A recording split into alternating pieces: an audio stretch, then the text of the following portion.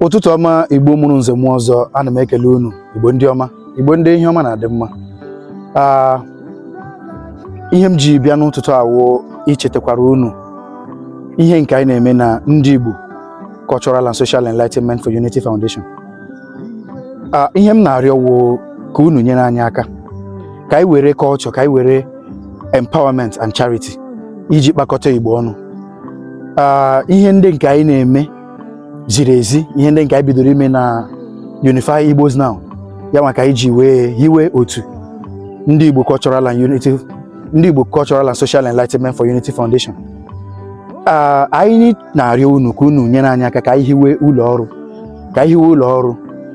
ụlọ ọrụ a ga-eri anyị ebe 1 million naira, yala ngwongwo ọrụ dịka kamera, drones na igwe ọkụ anyị ga-eji wee mekọsịa ihe niile a ga-apụtakwara ya ebe 5 million.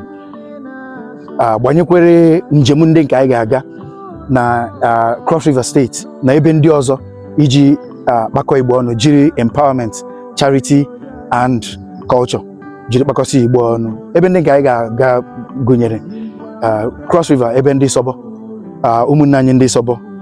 Anyị kwesịrị ijikọta onye ọbụla ọnụ. Biko nụ ndị Igbo, tinyere na anyị ihe ọbụla unu nwere, ọpụtara gị ofu, ọpụtara gị abụọ, ọpụtara gị atọ n'akara ụlọakụ nke Fidelity a. Biko nụ, ka udo na-achị n'ala Igbo, udo ga-achịrịrị n'ala Igbo. Ise ise ise.